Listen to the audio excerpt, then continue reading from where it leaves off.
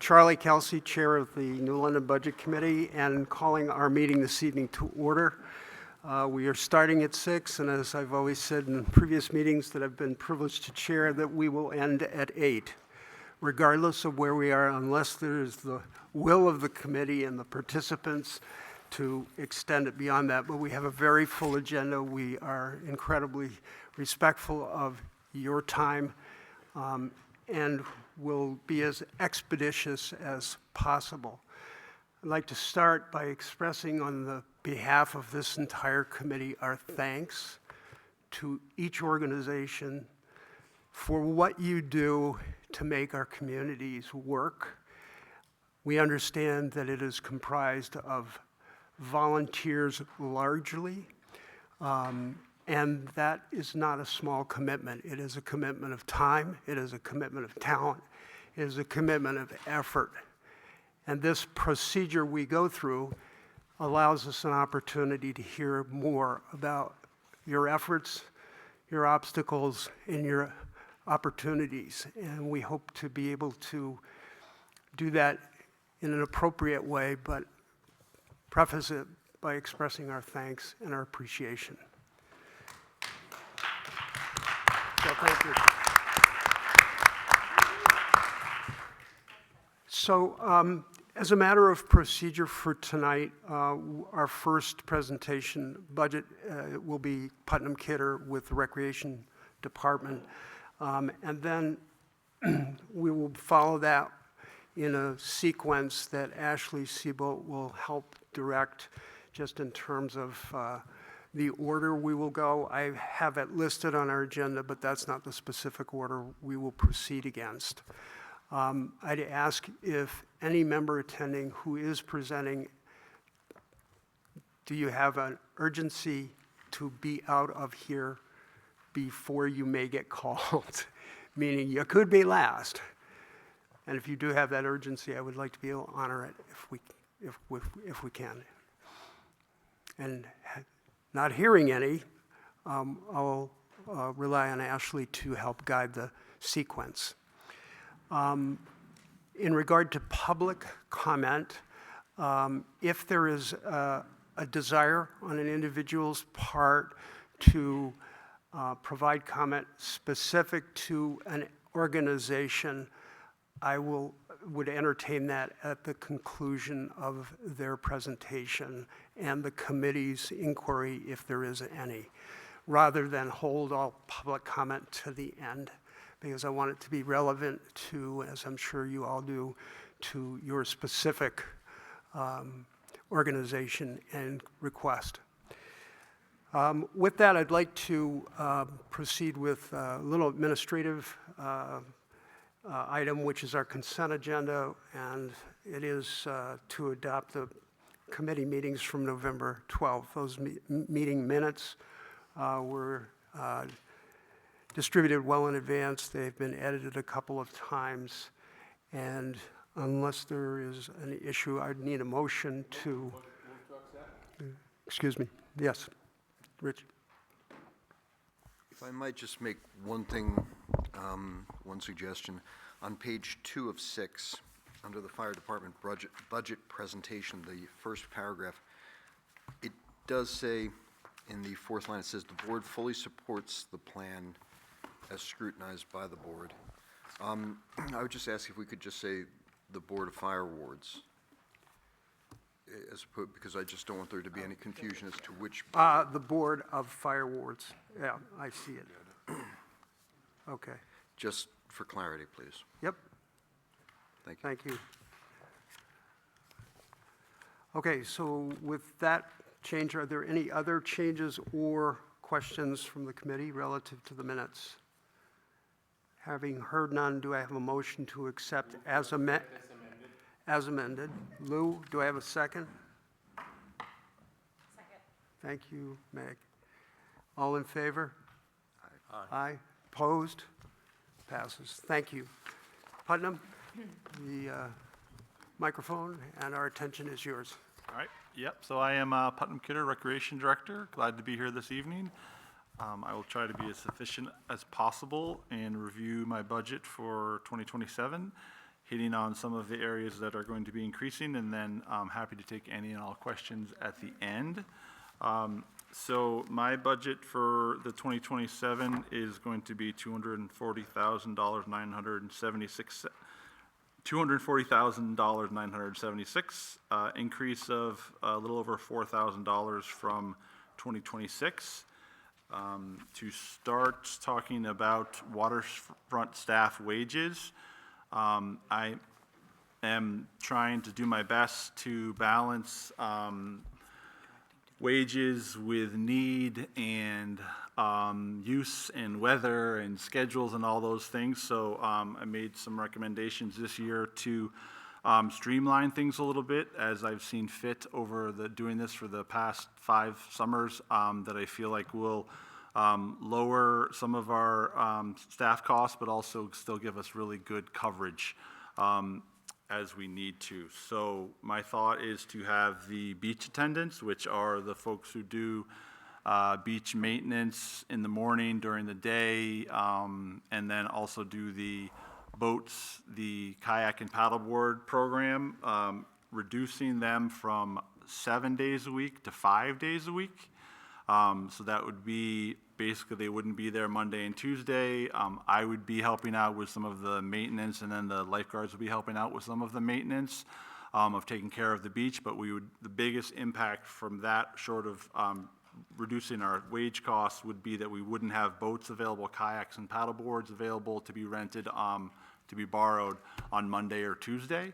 And I think looking at what our patterns of use over the last couple summers were, usually later in the week was busier, and weekends certainly were busier, so we'd want to keep those days staffed. And then, but also, I think if we were really clear about when they were available, promoting that and advertising that well before the summer season, then people would know that boats were just available then, and we could make sure we were being there when people wanted to use them. So that's a change. And then also having, instead of average of 3 attendants there, to move that down to 2. So hopefully we would have 1 or 2 attendants at each beach per day, and we could get help from the lifeguards that were not in the chairs but were around to help out. I can also help them out too.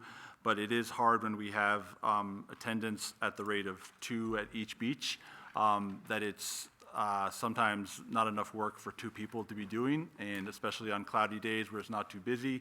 So really trying to kind of make sure that we are being as efficient as possible with our staffing, and I think that is something that is worth trying, that is going to reduce costs on our waterfront staff wages, as well as still have good coverage, providing those services and taking care of the beach, and also doing the kayak and paddleboard rental program.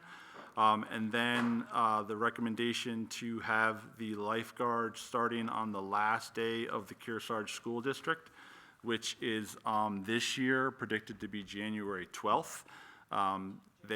June, yep, whoa. Yeah, no kids wished about that. Yes, June 12th, and they do often add makeup days if they have weather days.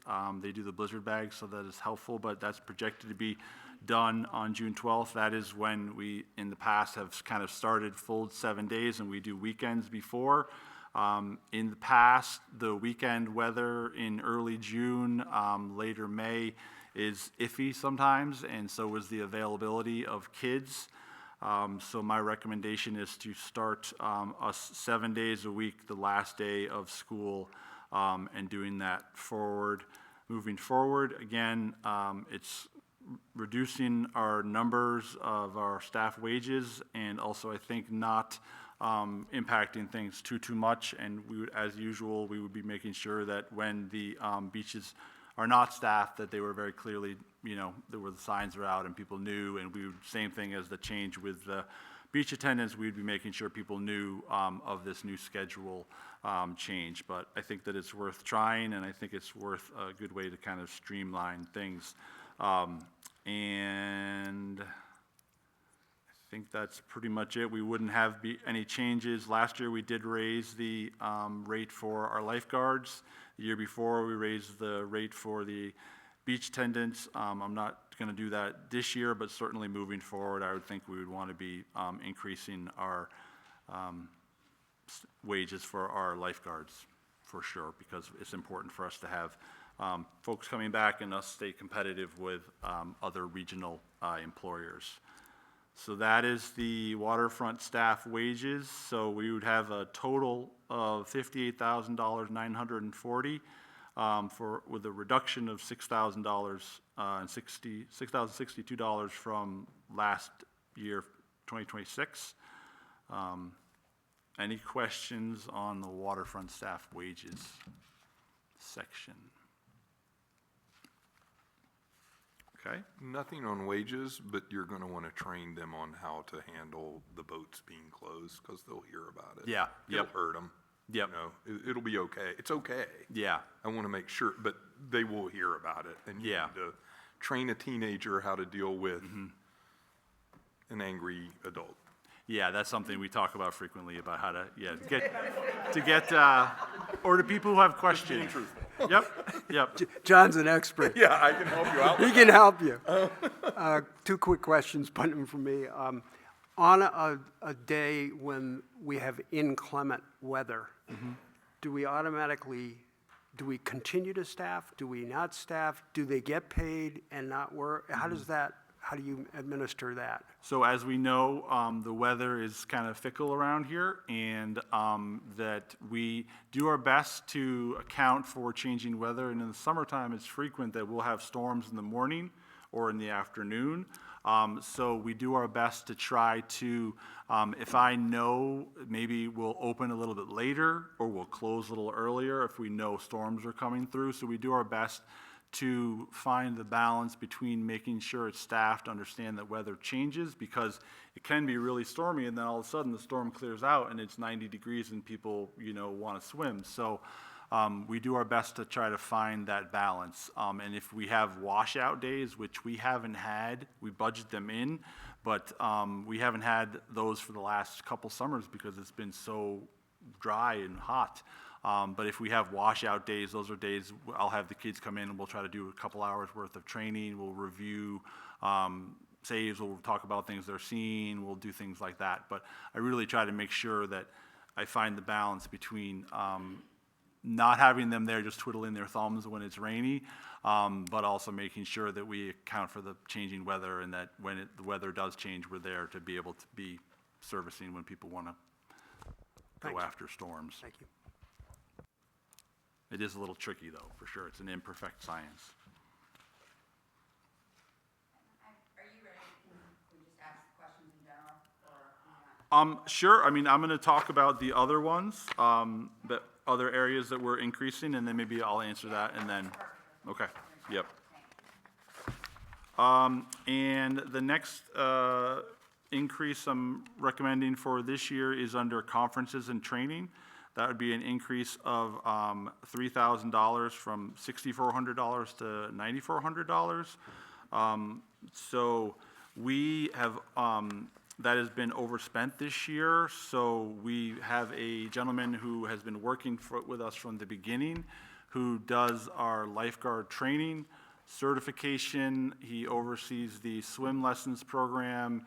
He does all the in-services. He consults with myself and the town administrator to talk about lines, anchors, docks, really invaluable services.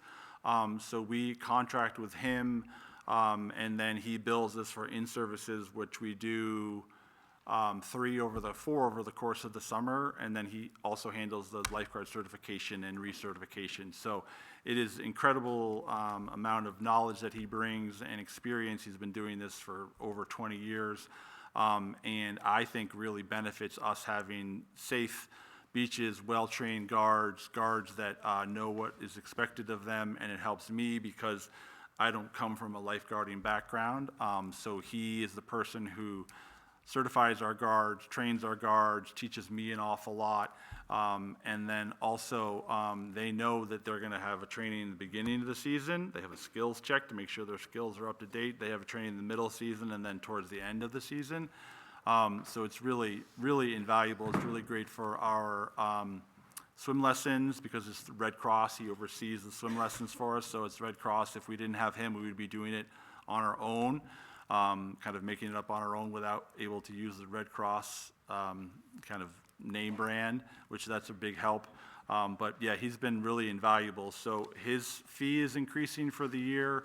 And then also, we have the lifeguards are paid for their certification costs. And a brand-new lifeguard is $430 for the year. And that's through this gentleman who we work with. And that's probably cheaper than other places. Other places, it'll be up to $600. So working with him, we do get cheaper certification costs. We get someone who knows our returning staff well and knows our beaches well. And he is great that he will work on our schedule instead of we send kids out and say, you have to go get trained somewhere else and then come back. We don't know who's doing the training. So it's been a really good thing, and I think worth investing for us in the long range is really great. We've been doing it since I've been doing this job, and it's a huge benefit. The other cost there is that we have to pay for the preseason training certification. We have to do the Colby Sawyer Hogan Pool. We have to rent that out, and that's another cost. Last year was about $500 for our preseason training time. They charge us per lane. We decrease those costs by partnering with Slope and Shore, because he trains their lifeguards as well. So we do get a little bit of cost savings there. But to me, this investment is invaluable. That just really has us with well-trained guards. It's really beneficial for me. I see it every day in the training with the guards and with the quality of our beaches and the infrastructure. So I think it's worth investing in. So that's an increase of $3,000 for that. And then the other increase is lifeguard swim supplies. We need updated AEDs, which need to be replaced at both beaches, and that is, I think I put a quote in the budget information for both beaches need one, and it's $2,600 for those anticipated costs. And then one other thing that Lynn can touch on a little bit is the increase in our telephones, and we don't really say pagers, right? We don't. No, telephone lines. But we have a line at the rec office. So we have 2 landlines at the beach. I have a cell phone, and then it's the internet here at Whipple as well. But that increased a couple $1,000. Oh. Basically, we brought it up to what we were actually spending. We were overspending that line every year, so I brought it up in line with what it should be hitting this year.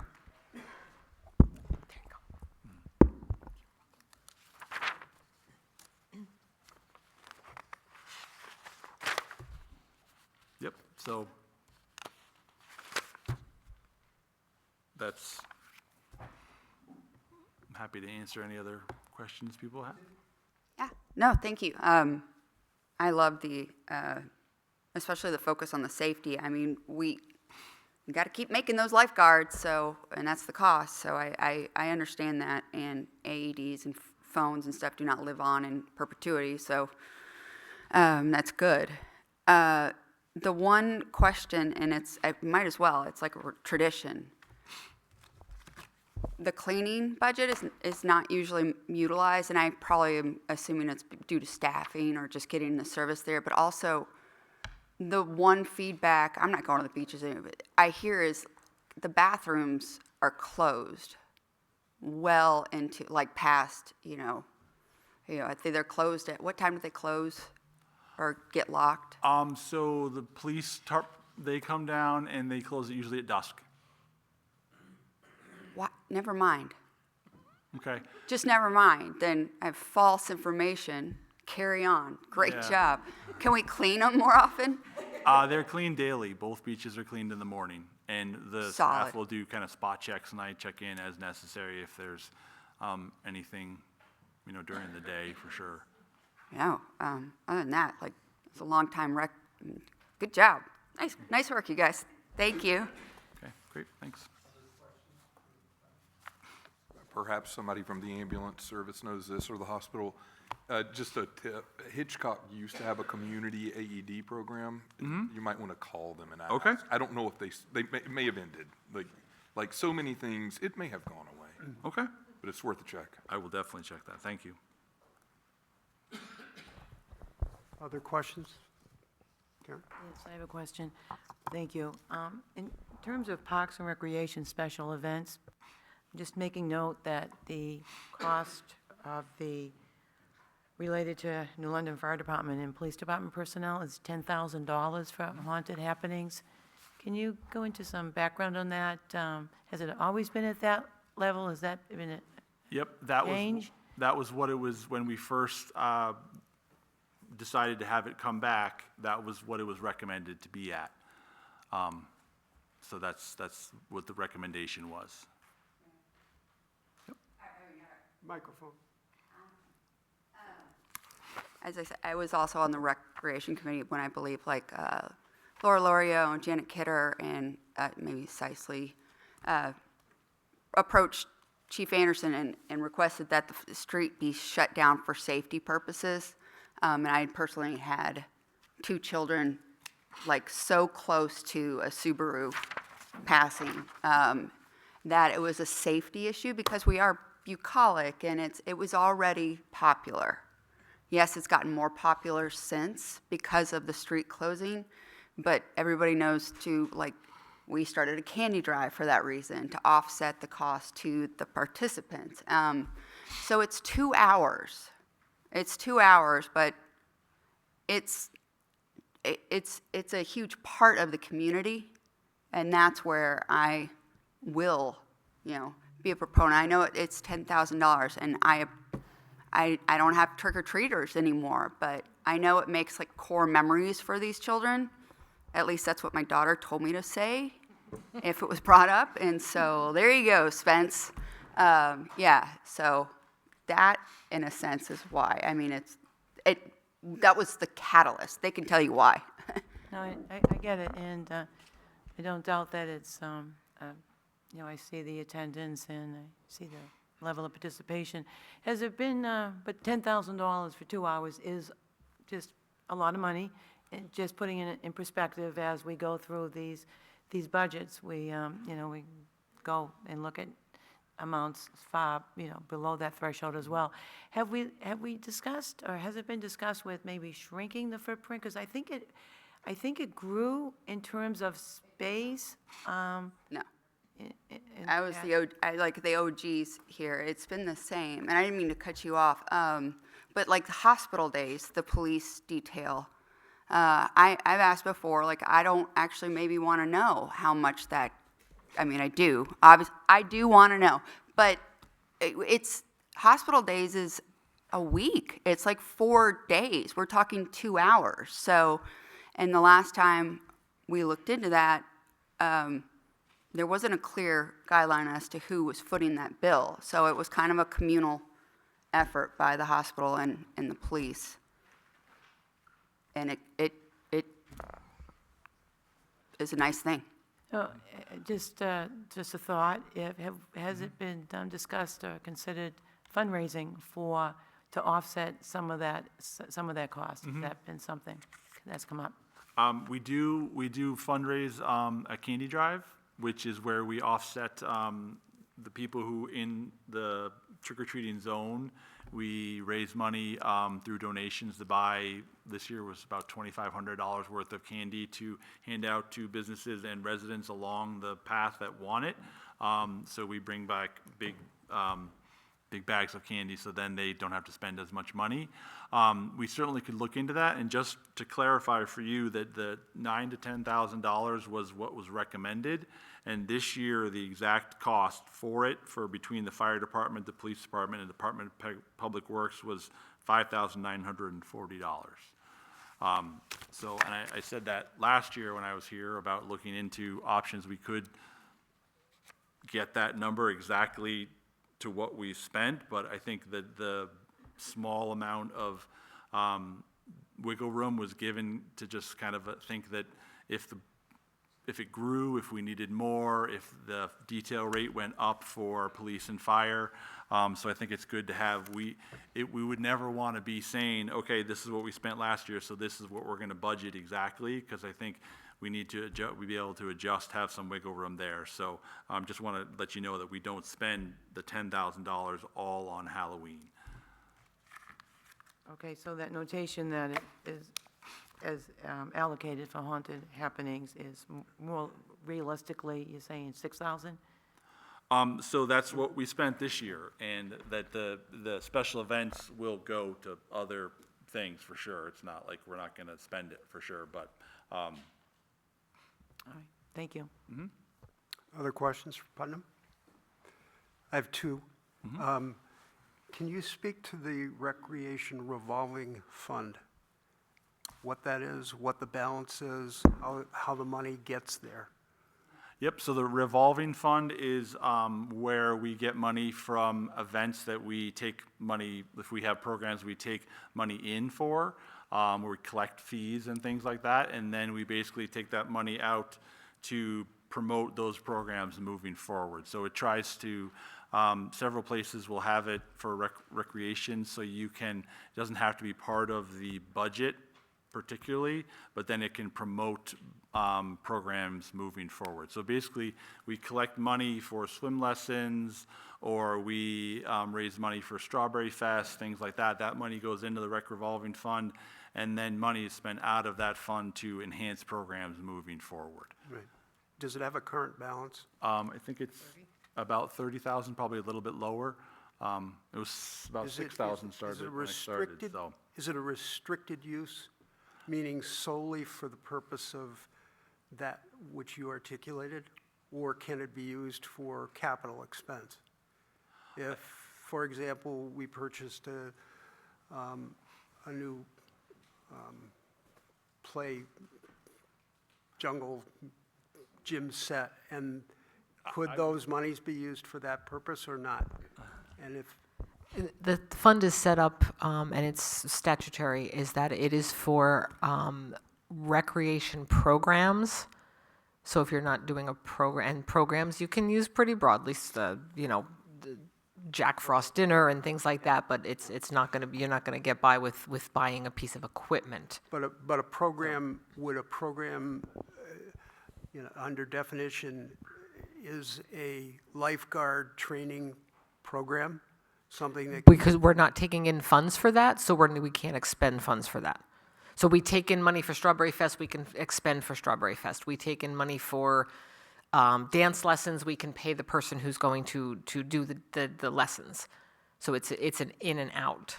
So I don't believe, and I can double check, but I don't believe you can pay for trainings for lifeguards, because they are not bringing in money. well, only a point of clarification, but also, if there is latitude that we're not currently using that could help us offset budgetary items, it might be worth. Right, but how do you offset that cost? Like, it's a revolving fund for a reason, because you're supposed to build it up and use it down, and build it up and use it down, which we do. We use the swim lessons, we build that up, and then we pay the instructors, so there's no build-up for lifeguards.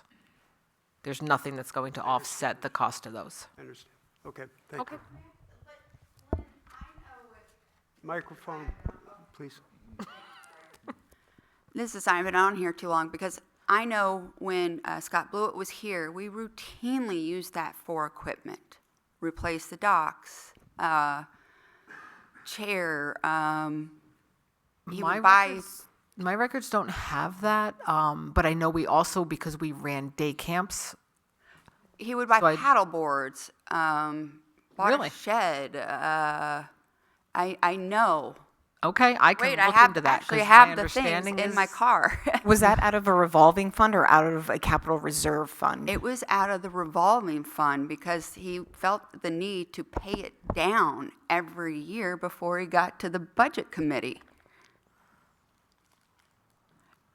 Well, Yeah, I can bring find it. out. I can Yeah, find no, out. and No, I can look at yeah, my records okay. and find out. Yeah. And I also know though too that it was a very, very robust account under Scott, because we were running day camps. Right, well, So those yeah. we had a lot of funds coming in. So. I see but Mr. can check. Prohl here. Do you recall? No.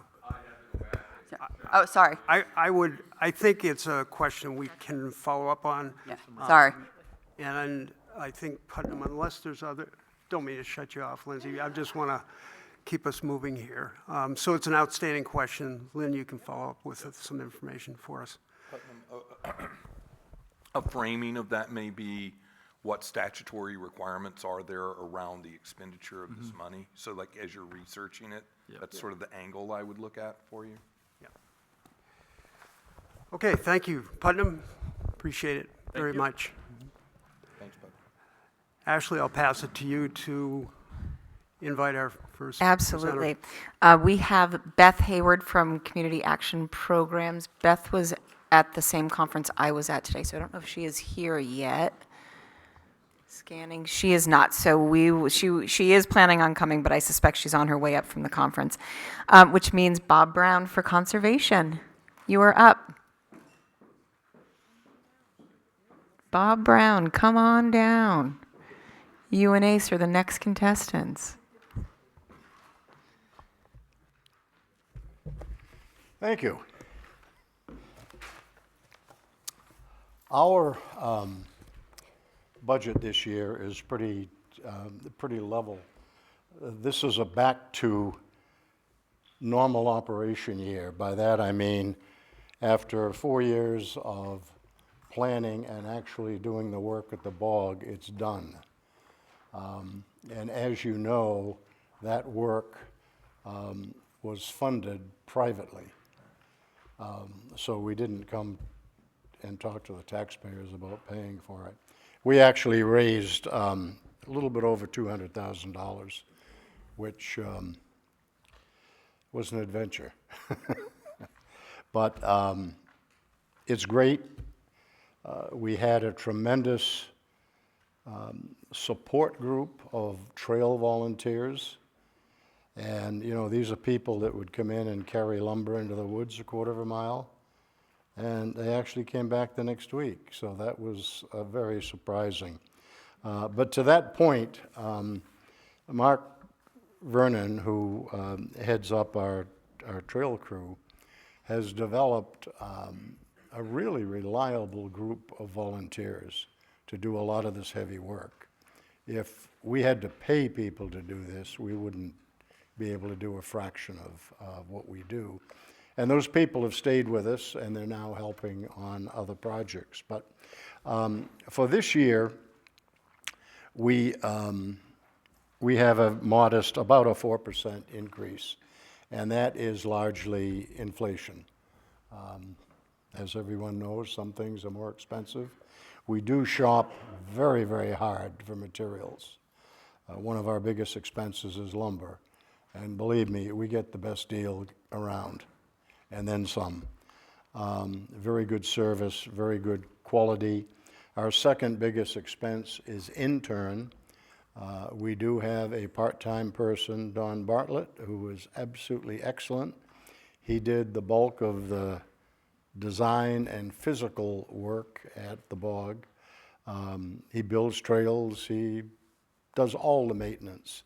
And we pay him not much, but he loves doing it. And I sure hope he's going to be back with us next year. So we figure about 150, 160 hours of intern.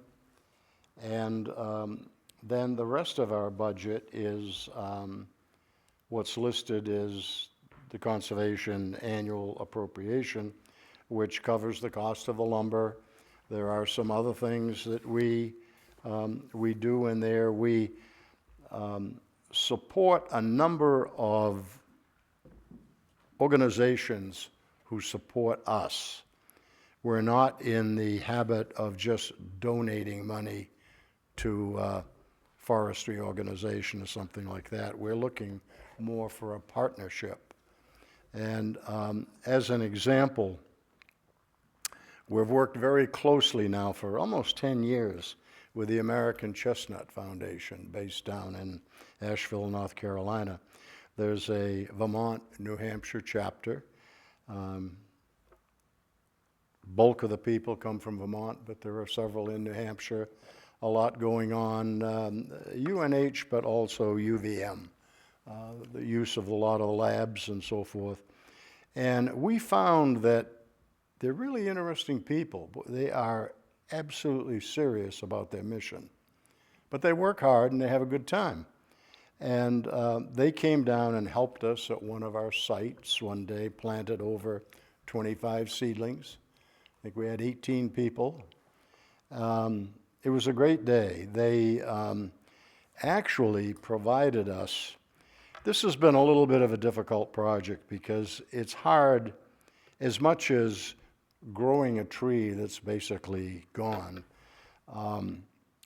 it seems like a very worthwhile project. But when you find out what you have to spend money on, like wire, steel posts, matting, you know, it adds up to a few $1,000s. So you kind of say, hey, you know, it's great, it's important, but is it our most important? Because our biggest expense by far is trail maintenance. We have over 30 miles of trail, and there's a lot of stuff to maintain. But what these folks did is they came down, and when they saw we were using secondhand chicken wire to protect some of our seedlings, they said, you know, there's an easier way. So they came back, and I was shocked. They offered to buy, pay, provide half of the material of what we needed, which was like 8 rolls of wire and 126 steel fence posts, and that stuff adds up. And they paid for it all.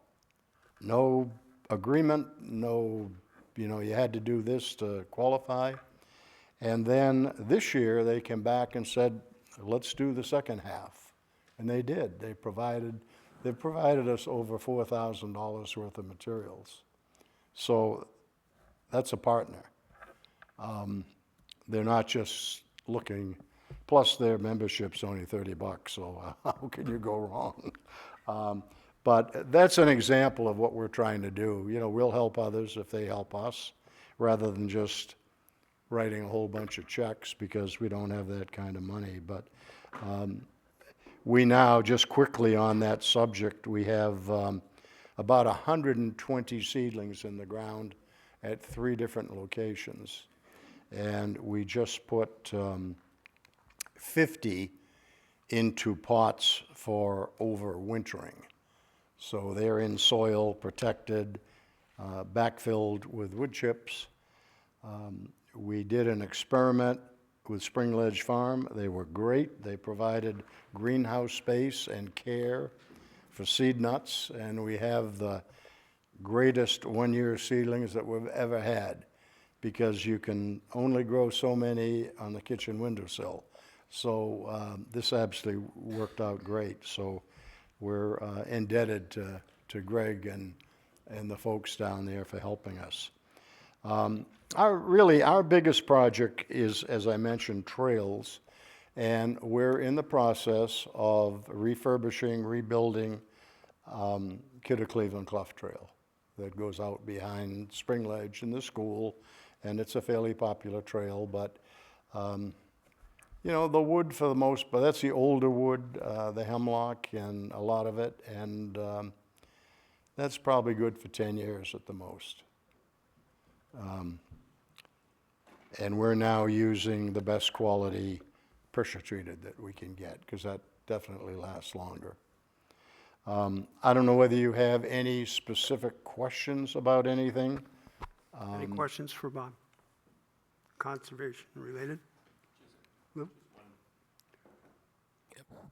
Bob, first I want to congratulate you guys. The effort and what you guys have done with what you've got is amazing, and it's part of the life of this community that makes it great. And I thank you. One question that I had is, I wonder if you have, if the commission has thought about partnering with the Trex Corporation and the Bags to Benches program. And one of the things I know in the oh my God, Phillips Trail, one of my favorite ones on Otter Pond, and you can, there's some benches there, and I'm sure they're not cheap. And if you collect a certain number of pounds of plastic, Hannaford's is doing that. Right. But they would actually be willing to donate it to somebody. Take advantage of that, and you can get benches for free. The Rotary Club did it for several years, and the town they gave the town, I think, 2 or 3 benches. I don't know where they are, but they're. And then after that, there was the it's a how would you call it? It's an increasingly senior group, so there would the ability of them to do that vanished. But and plus, it was COVID came in. But I wonder if you would be able to explore that angle and give yourself Well, some we certainly resources. could. I know and there are other companies other than Trex, but it's interesting you should mention that, because I was really surprised when we built our first benches. We don't buy stuff, we make it ourselves. It's a lot less expensive, but in the interest of, part of our consideration is weight, because this has to be carried. And you'll notice there is a picnic table made out of pressure treated at the top of Phillips. And I can't tell you what that weighed, but we had people carrying it in 3 pieces and assembled it up there. But what we did, our first bench, we bought a kit. The company's called 2x4. And they are bench ends that are injection molded with a reinforced fiberglass. And they're very lightweight, and they last. And then you need 9 pieces of 2x4, usually 4 foot long, and they send you the screws, which are no good. We had to provide our own. But it made a lightweight bench, and it really looked neat.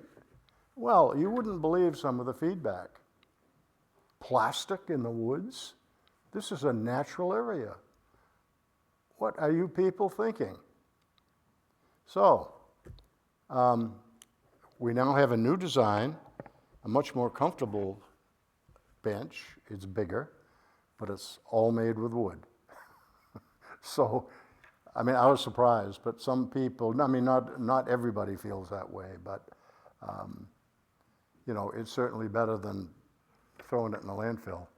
Bob, can I move us along, not to diminish the importance of benches, but you and I had a conversation at this before the meeting started, and one of the large considerations, important considerations rather than large, is related to reserve funds for land acquisition for preservation. And we're not going to talk about that tonight. We agreed we'd do that when we cover the CIP, because I think there's some new thoughts, and I want to make sure that we allow adequate time for that. But I don't see any objections here from this committee at this time relative to the budget you're asking, unless there are some. Very good. Thank you. Okay, thank you very much, and we will look into that. Thank you. Thanks. Yes, Lynn? I just want to update on the rec revolving fund. I just looked it up. I read our fund policy, which is sitting on the website, and you are absolutely correct. We can use it for take the win. Take the win. We can use it, and I'm sending an email to all of you with a copy of that fund right now. We can use it for any expense related to recreation department, as long as it does not require additional town funds that have not been allocated for that purpose. So yes, you can buy docks, you can buy, Thank you. okay? Excellent. Thank you for the follow-up. Ashley? Right. Tara Bergeron from CASA, right there.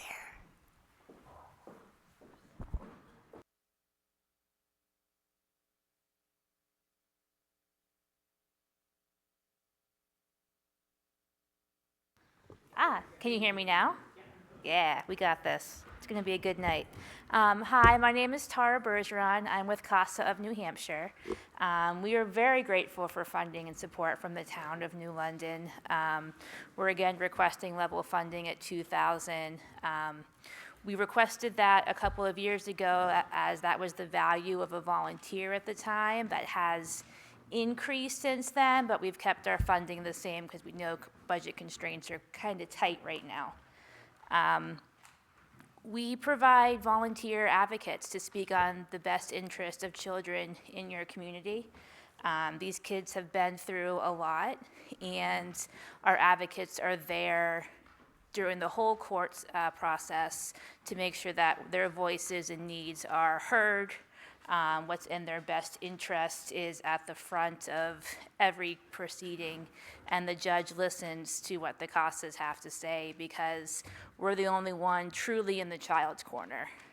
The residents of New London that we have as CASAs are wonderful. This is a volunteer position.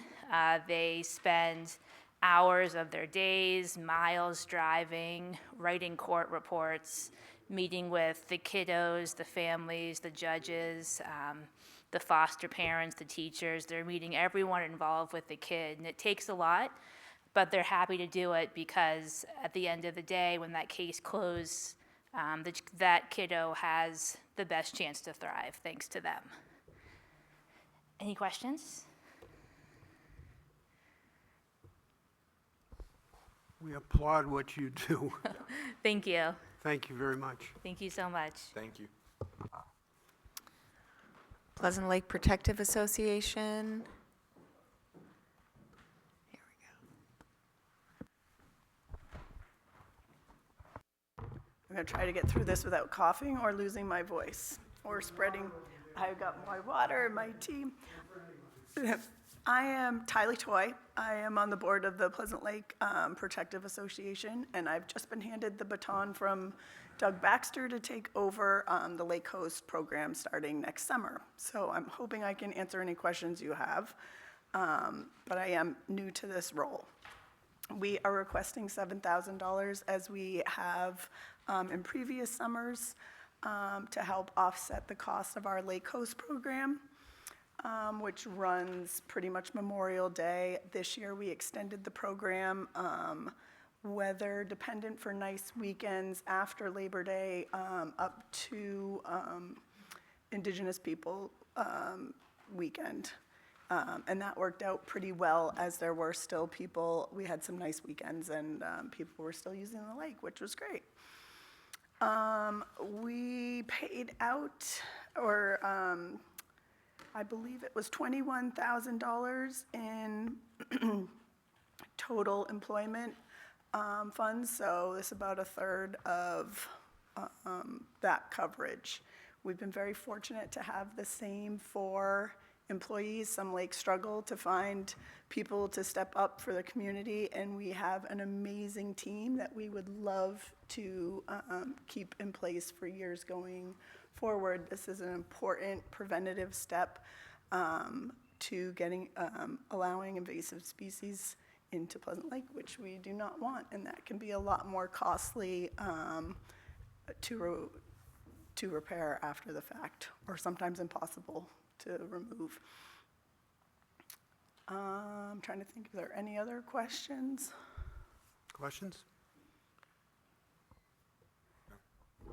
My wife, Cynthia, has been heading up the Lake Coast program for Little Lake Sunapee, and she still has hair left. Oh, good. But There's hope for. I'm sure she'd be willing to have a conversation thank with you.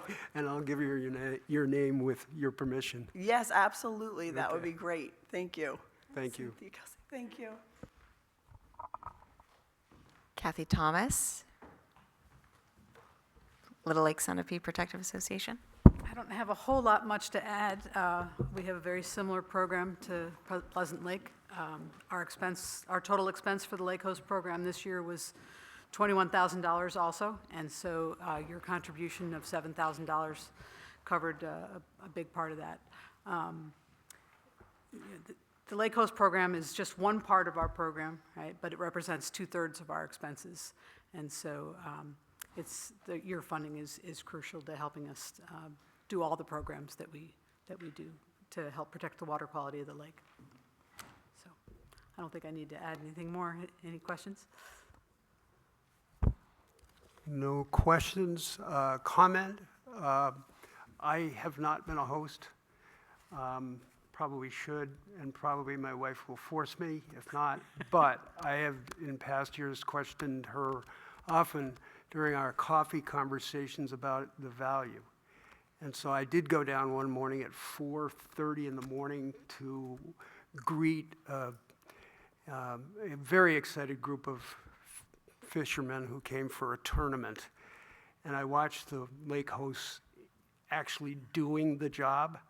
I wouldn't want it for all the tea in China, but it is, I've always questioned, well, does it have any value? And it does have value. It does, the awareness that's created, that's one.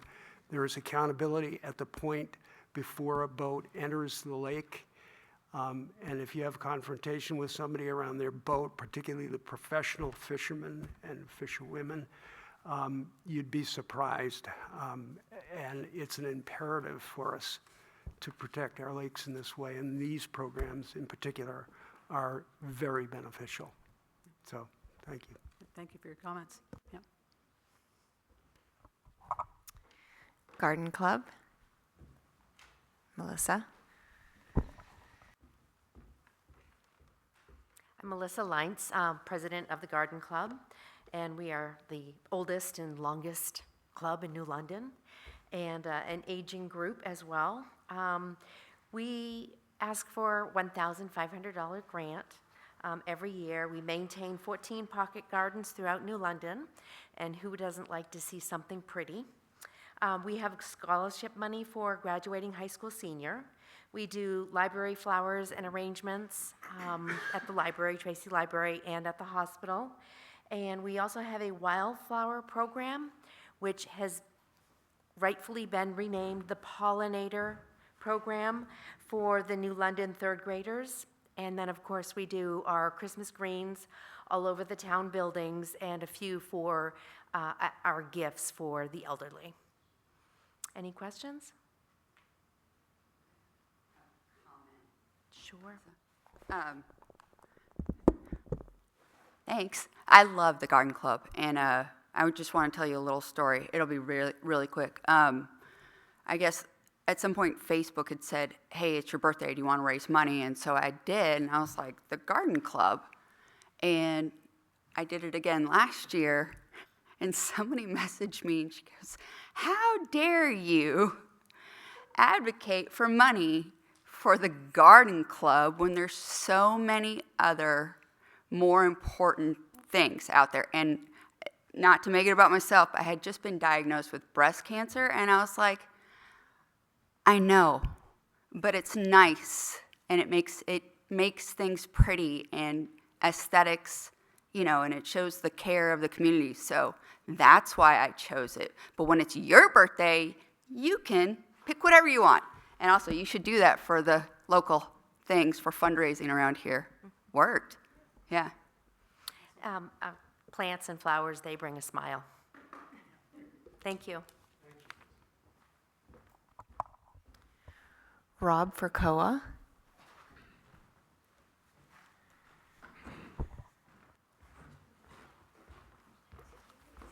Hi, my name is this on?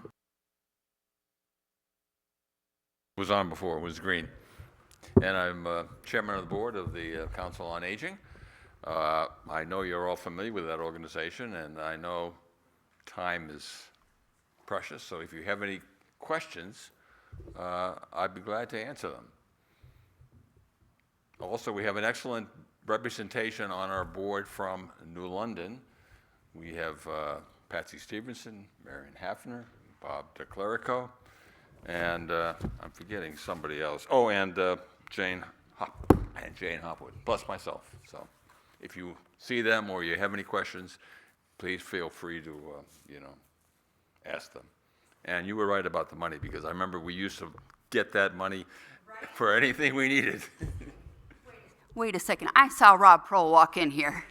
Yeah. Thank you. I flinched when he said revolving fund, that's why. That's went, right, "Oh." I know, revolving fund. Any questions from the committee? None. Thank you very much, Ron. Elizabeth Harper for Lake Sunapee Protective. Are you over? Yeah, there she is. Hi, I'm Elizabeth Harper from the Lake Sunapee Protective Association, and we've requested, as we have for many years in a row, $8,000 for our lake host program, similar to the other lake associations. So we staff all 5 of the boat ramps on Lake Sunapee, and we spend about $50,000 a year to fund those programs. And this last year, we inspected over 5,000 boats at those boat ramps, and one of the saves that we had last year was discovering that we had a small infestation of curly leaf pondweed, and a lake host discovering that meant that we were able to catch that early and hire divers to come in and remove that before it spread. And that's one of the really important roles that the lake hosts have, is being able to catch those invasives early and take care of them before they spread throughout Lake Sunapee or to other lakes. So that's one of the important roles. And then, as you mentioned, also the education and outreach role that they play is also really important. So appreciate the support that you've provided in the past, and hope that you'll be able to do that again. If I can just add one other comment. What Lake Sunapee Protective Association has also been doing more recently is supporting our other lakes and pond protective associations in working through watershed management planning. But you guys have been providing quite a bit of consultative support to the other protective associations as well, which I think is worth noting. Yeah, thank you. There's been a lot of great collaboration. There's a lot of good volunteer and energy from our lake associations throughout New London, and really appreciate those collaborations too. Could you just comment on what the other towns contribute? Yeah, so Sunapee and Newberry also contribute $8,000 towards that. So between the 3 towns, that covers about half of the expense, and then we cover the rest through membership donations to our organization. Thank you. That's great. Yes. Yeah, I'm asking you because you're the big folks there, the big lake. Our society, I would say, if there's one thing that is decreasing in our society, is civility and comedy. And my question to you is, you sometimes, as lake hosts, end up in a situation that, probably in a disagreeable situation with people who feel that they're entitled to bring their craft, I would just say, with no regard where it was before, or if it's contaminated. Is there the same thing, between Lake Sunapee and the other lakes? Is there a quick way to summon law enforcement, or are you completely on your own? Or is there a possibility that you would be able to get equipment that would allow you to contact law enforcement quickly? Yeah, so all of our lake hosts are, if they have a situation like that, then we have our staff that they can text very quickly, and then we could call law enforcement if we needed to. Fortunately, we've been very lucky that hasn't been needed, but we do have protocol in place if it is. Have you ever exercised it? We haven't needed to yet. Fortunately, I do know of other lakes where that has been needed. We don't have any enforcement ability. The lake host can't enforce anything, but law enforcement can. If someone were to want to enter a pond or a lake despite having invasive species, and that is an issue that's come up sometimes, where someone has questioned if they can just go ahead and go in, even if they have zebra mussels or a plant attached in other lakes. But fortunately, we haven't come across that, but we do have protocol in place if we do. So that's great. Thank you.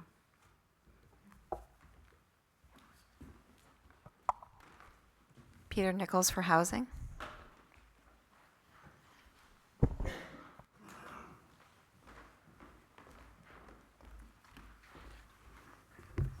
Good evening, Peter Nichols. This year I'm chairman of the Housing Commission.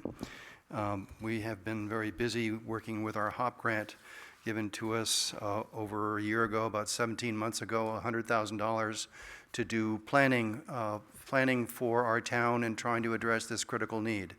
It affects our quality of life, it affects our economy, it affects our lives and our families, and it's very, very important. It's also been placed as a high priority to the folks in our town by virtue of the master plan. It was rated number 2 as an issue that needs to be addressed. So we must address it. We are working hard on it. In 2020, I got to make sure these fiscal years are right because it's not calendar years. In fiscal year 25, we requested and were granted $15,000. I'm going to address the base amount of money that I think we can spend because there's an add-on for administrative recording expenses for our secretarial. So in FY25, we received $15,000 plus the secretarial expense of about $1,500. We did not have the HOP grant in place at that time. And we were working with our consultants, or one of our consultants at the time, to do a very deep dive into our tax assessment data to try to understand what housing we had in place. What was the nature of it, what was the occupancy, what was the size of it. Basically harvesting the tax assessment database, which is incredibly powerful if you have somebody who can manage that data. So before we had the HOP grant in FY25, we had $15,000 plus administrative costs to do that deep dive. In fiscal year 26, we had the HOP grant in place, and I requested a decrease to $5,000 plus administrative recording expenses because we had the HOP grant in place. I was concerned that if we didn't have some bit of money available in case the HOP grant administration people said, well, we'll reimburse you, but not for everything because we don't cover, I don't know, pink paper, or we don't cover paper clips, or I didn't want to get caught in a situation where we couldn't pay. So in FY26, I said, let's just request $5,000. If we don't need it, we won't spend it. We did end up spending it because we got caught on a couple of minor things, and we used it. It was wonderful. This year, we're requesting $10,000 plus our recording expenses of about $1,500 because we will be beyond our HOP grant, and we've made an incredible amount of headway with what we've been doing. I could give you a brief update. We have been working, we've had 2 work sessions with the planning board on some new zoning concepts. 4 of them we started with. We are probably going to be winnowing that down to 2 that will be launched with the planning board. We'll see. They need to weigh in and, of course, make the decision. And then there's also one mandatory requirement of a zoning change, which is the accessory dwelling unit change. I can tell you about that some other time. We still have, by virtue of the 2 forums that we've had, the public forums, we still have about 7 prioritized zoning tools and concepts to work through in the next year. And we have, in the last 16 months, spent about $90,000 on consultants.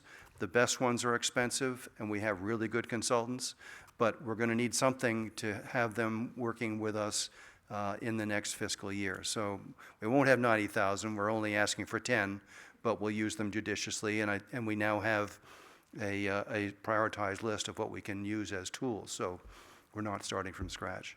So that's the basic overview. I'll be glad to answer any questions. No, thank you. That was, I'm as a Colby Sawyer employee and had to turn on your microphone. I've attended all these forums. So when is the next one? Because they were really helpful, like just that step-by-step, because it outlines, you know, all the steps and processes that take forever to go through some of these things. I'm summarizing, but yeah. When is, do you guys have one planned? Thank you for your kind words. We've been working very hard.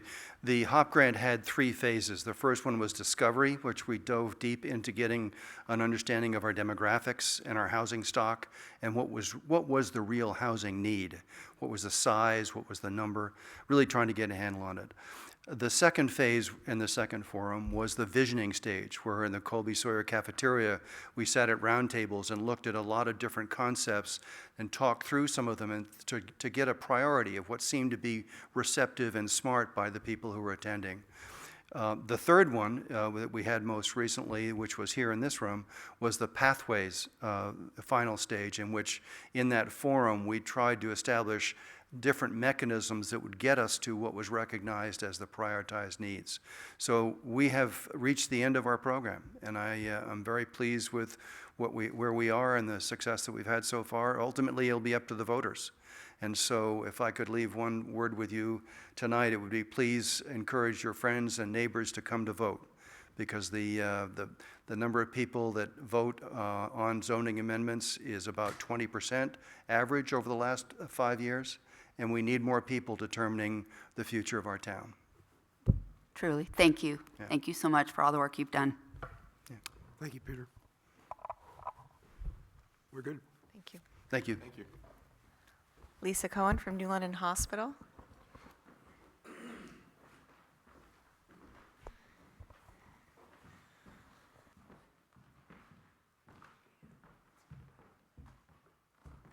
Hi there. Oops, sorry. I'm going to let my friend Derek, who's our ambulance director, speak, but I just wanted to put just a slight clarification on the agenda. It said Dartmouth Health in the ambulance, and we're an affiliate of Dartmouth Health, but the ambulance is actually under New London Hospital, so just didn't want there to be any confusion with that. And so without further ado, my friend Derek. Thank you. I'm Derek Amon. I'm the director, now my third year in this position for New London Hospital Ambulance. It's a service that the hospital is, we're glad to provide. We have great partners, and certainly fire departments like New London and the other communities that we service with. We're glad to not just provide ambulance service, but also look to ways that we can, bring and make the community better. One of the things that's outlined in the pamphlet that's going around is something that's called Mobile Integrated Health, in which we're trying to use resources that we have available to help people that may need help in their homes. For example, one of the things that is a big problem in our area, and problem for humans in general, is falling. As much as you get older, gravity becomes more and more of an issue, and we're trying to keep people in their homes and find ways to make them be successful in their homes using the resources that we have, not increasing costs to them. This is something that we provide, and they don't get a bill for it. And just looking at expanding, bringing also, the ambulance is what we do. I think we do it really well. And that's can I answer any questions?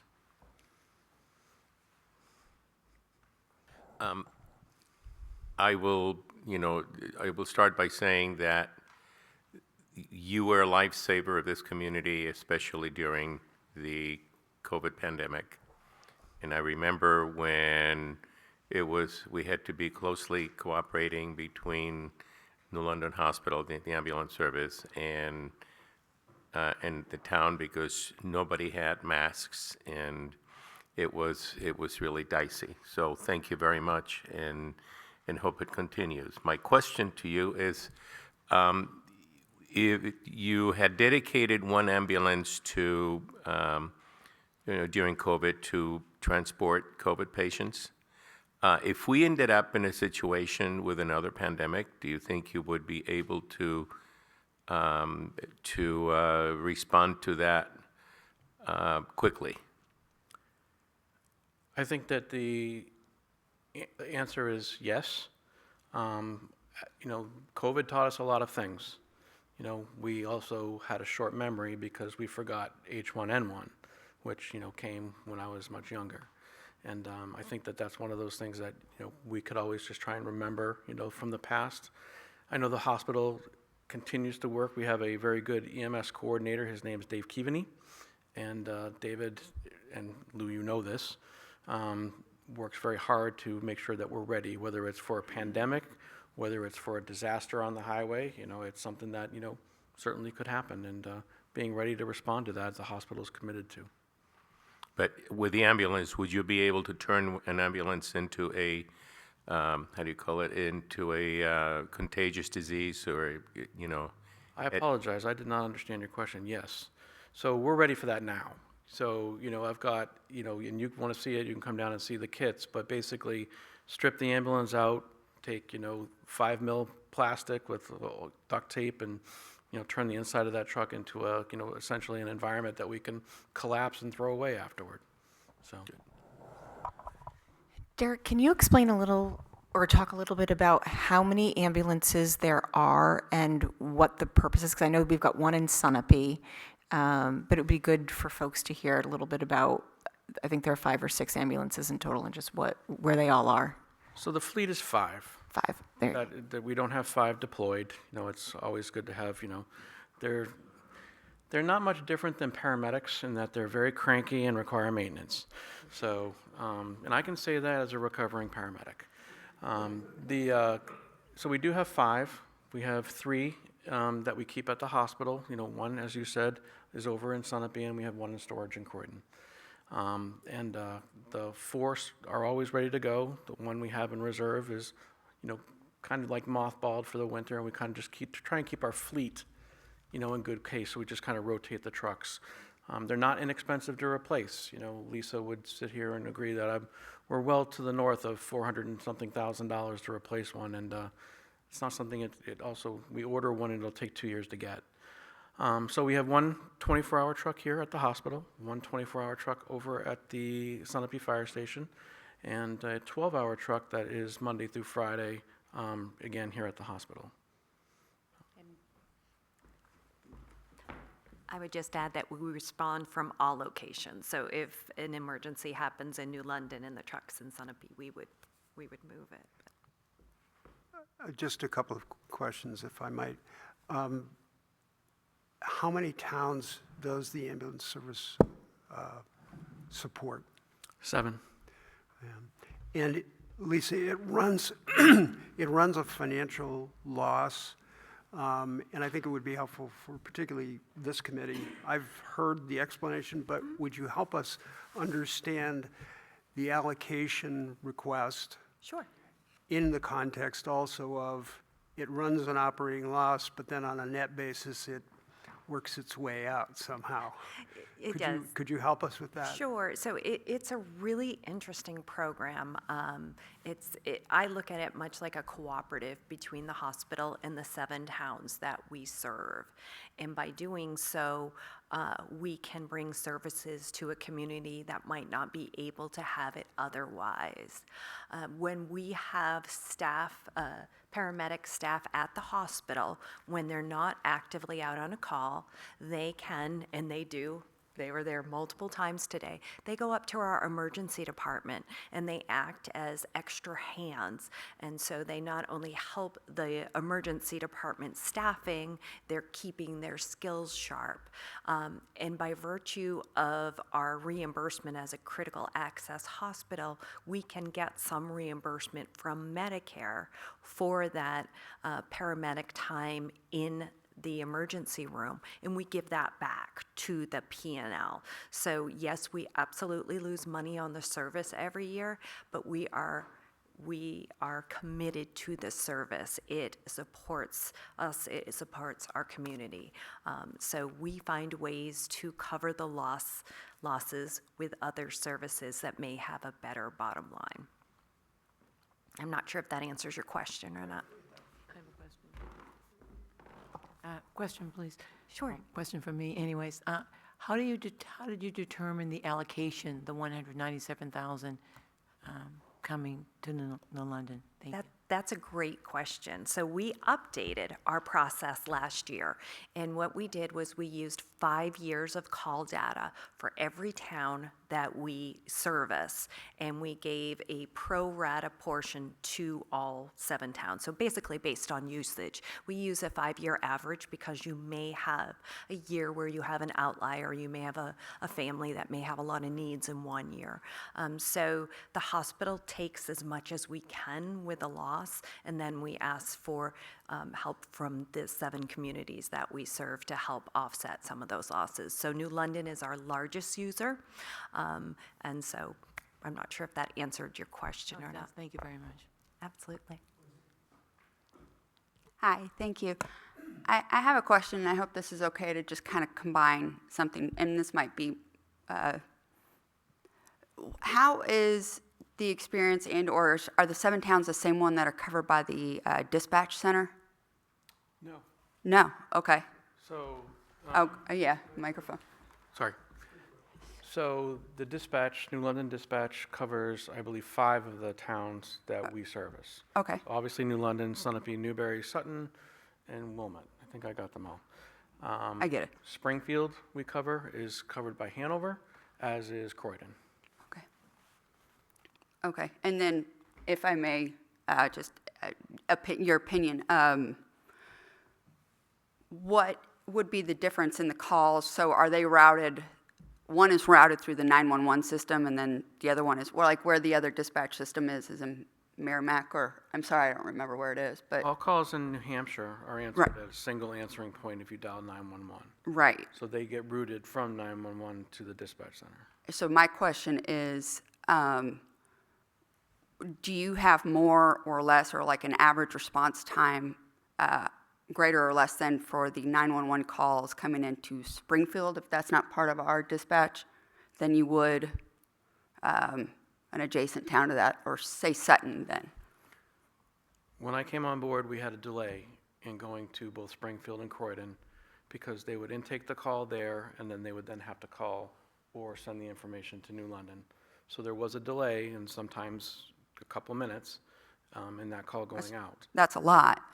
And yes, but we've resolved that. That is now not the case. Oh, good. And I am just asking for my own purposes, well, not for my own purposes, to combine a couple, I think, connections to something that comes up quite often. And I was like, oh, he's standing right there. So thank you. I'm sorry to put you on the spot like Absolutely that, not. but I really appreciate it. No, we have a great relationship with New London Dispatch and Yeah. Hanover. Yeah, awesome. Thank you. Other questions? Thank you very much. Thank you very much.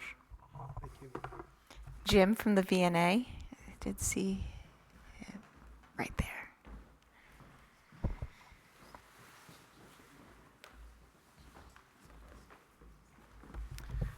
Good evening, everybody. Thank you. I'm Jim Culhane. I'm with Lake Sunapee Visiting Nurse Association. And we submitted a request for approximately $12,600 that we utilize in order to offset unreimbursed care that we service in the town of New London. We saw approximately 260 patients in New London, and primarily through our home care and our hospice services. We do not turn patients away based on their ability to pay, whether they have insurance or not. We also service patients who have insurances such as Medicaid, which cover approximately 60% of the cost of providing services. So we reach out to towns to try to offset unreimbursed care for the services we provide. I think many of you know we provide services in about 28 towns. We have approximately 120 employees that work here through our New London office. And this is a means of which we look to offset some of the losses based upon the work that we do as a not-for-profit organization. So I'd be more than happy to answer any questions about the VNA or our request. Lou? I think we've gone through this before, but I just wanted to, have it for the record so we know that what you're up against. How would you call it? The managed care. Would you go into that a little, because that is a significant loss that you have to absorb, and it would put your request for budgetary contribution in context. Yes, I'll try to keep it short, Lou, because managed care and insurances are complicated. So we provide, as I said, we provide services to individuals regardless of their ability to pay or regardless of their insurance status. The majority of the people that we see have Medicare and or Medicare Advantage. The average patient that's on service with us is approximately 70 years of age, so you're talking typically an older person. So we typically deal with, again, Medicare and or Medicare Advantage plans. The Medicare Advantage plans, I think a majority of you are aware, are commercially insured managed Medicare coverage. So anybody who qualifies for Medicare, which is typically individuals over the age of 65, have a choice. They can choose traditional Medicare, or they can choose a Medicare Advantage plan, also known as a Medicare HMO, which is a company. They're choosing a company in order to manage their Medicare benefits. Those operate as commercial insurance companies from our standpoint, even though they're representing and managing your Medicare benefits. Those managed care companies require individual contracts with each and every single one of them. So there's about 12 contracts that we have. So each of those contracts involves a lengthy negotiation sessions. And I'm sad to say that some commercial insurances that do not have tight relationships with the New England region, we have what we would consider problematic insurances, so we get paid well below cost. We also don't have insurance contracts with some of them, and I'll use United Healthcare as an example. We don't have a contract because they pay well below what it costs us to provide services, and they're unwilling to pay what it costs us to provide services. So it is not in our fiscal best interest to accept that insurance and write that loss off. We do accept people with United Healthcare. However, their insurance doesn't pay some or all of the bill, unfortunately, and we typically write some of that off. So managed care is complicated for us, and in this state, if you've been following, there is going to be a substantial shift and change in the number of managed care and Medicare Advantage products available in the state.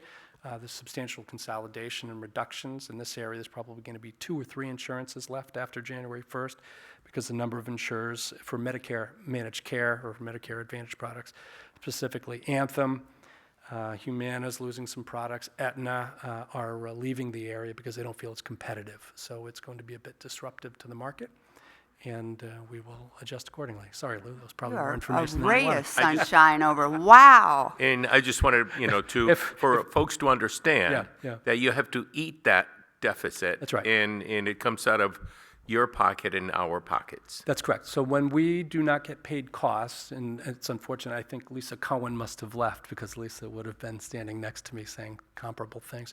When we have a contract that pays us below cost, we have to make that up somewhere else. And then we make that up through a variety of ways.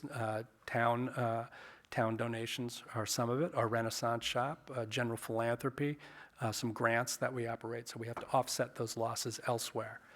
So you're correct, Lou. So it's this is not unique to Lake Sunapee VNA. This is a healthcare conundrum. Again, if Lisa Cohen was up here, she would probably push me aside and say much more because she faces comparable issues. So, Charlie, just one more comment. I just don't want to lose Halloween, but that 10 grand. But like, if they need more, that or less, I don't want to lose Halloween. That's all. Copy? So noted. I was like, what? Huh? The VNA is a supporter of Halloween. I just want to. I think it's worthwhile noting when someone asks a question, they're looking for information. They're not necessarily presenting a point of view. Just so I don't want you to confuse a question with a point of view. Not at all. I'm so sorry. I was joking more with Charlie. But I just want to. I'm so sorry. That's on me. That is totally on me. I apologize. I do have a question. Yeah, absolutely, Karen. Colleen. Do you receive support from towns in, not just New London, but other towns in the area as well? Some, yes. Some we do. We receive support. So we make requests to virtually all of the towns that we service, but we receive, it's approximately 28, but we receive the generosity in funding from about 12 of them. So some do not provide funding. And we don't, I would defer to the, some towns are more financially capable of providing funds than others. So, but about 12 out of the 28 towns we do provide funds to us. Thank you. And I would just add, just coming back to Lou, if I can, one more moment, which is, we offset really the bulk of the losses through the generosity of the towns such as New London. That's what really allows us to cover our costs and continue to provide services as a not-for-profit without regard to an individual's ability to pay. Thank you. Good. Thank you. Doug Daniels from the Chamber of Commerce here? No? Okay.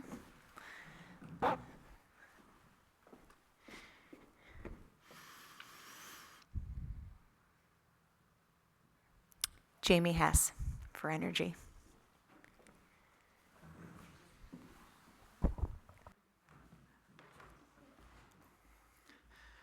Good evening. Looks like the microphone's still on.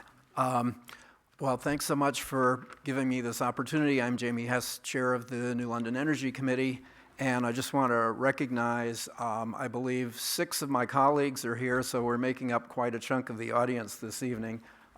Would you like to stand up for a sec? Tim Parody, David Parody, Robin Rainey Lobaz, Peter Vedova, John Ellis, and Meredith Smith.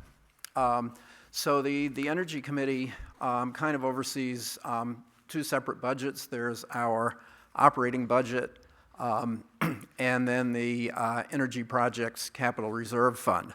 So our operating budget is typically something like $900, and we use that money to put on our warm weather education and outreach events like the Electric Vehicle Expo and the Electric Bicycle Loan Program. And then the Capital Reserve Fund is intended for something that the Energy Committee does that really no other town board or committee does, which is to make smart investments that return savings to the taxpayers. So a case in point is our very first project that we did back in 2016, replacing our old-fashioned town streetlights with LED bulbs.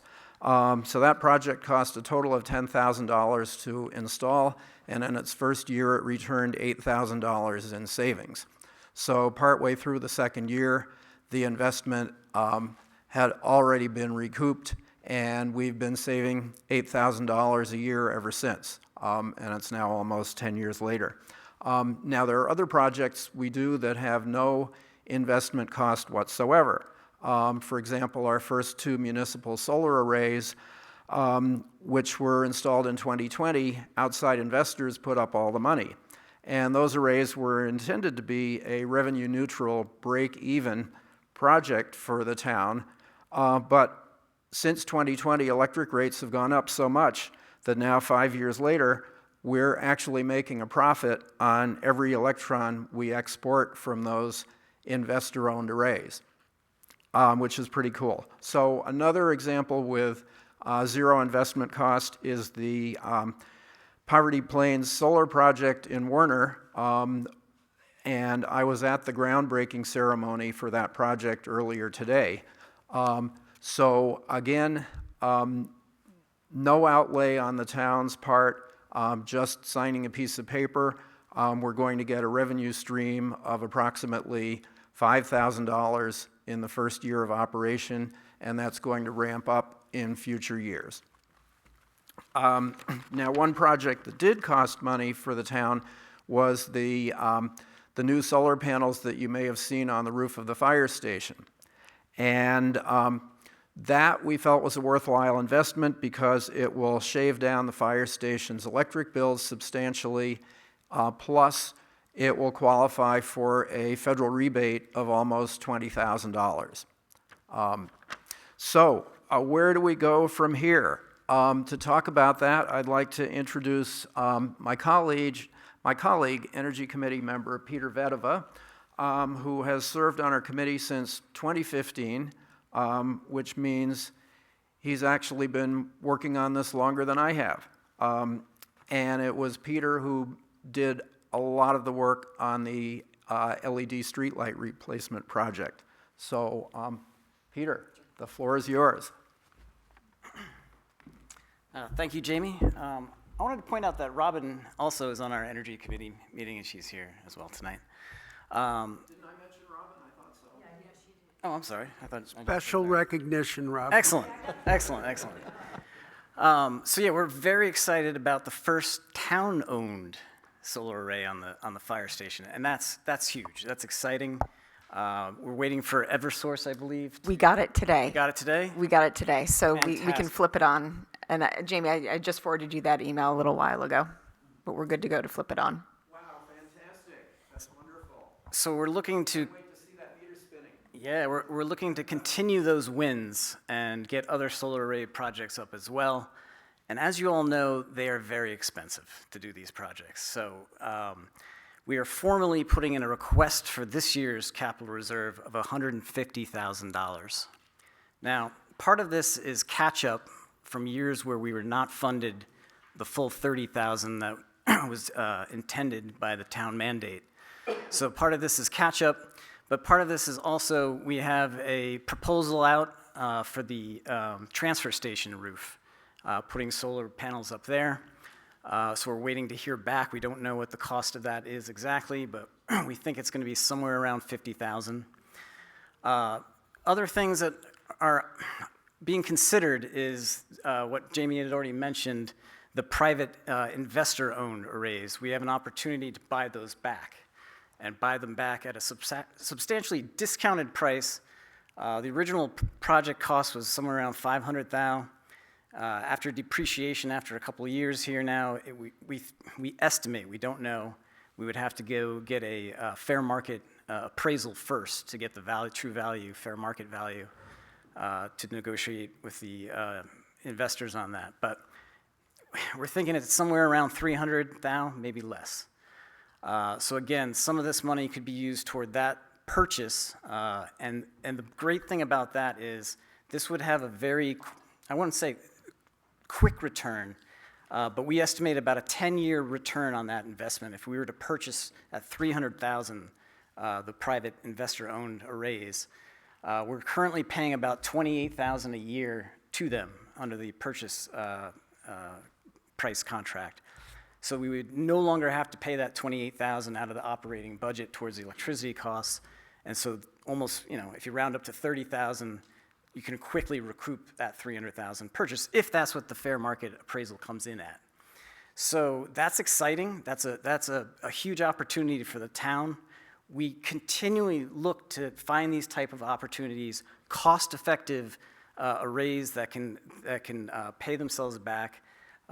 Again, they're not going to pay themselves back day one, but it is instant savings every day. The less we have to pull from the grid, the more we're going to save on the operational expenses for electricity for the municipal town. So again, $150,000 sounds like a lot. It is a drop in the bucket of what we actually need to achieve the town mandate of 100% sustainability by 2030. We're down to 4 years. We're running out of time. This funding, I feel like, has been kicked, the can's been kicked down the road a little bit.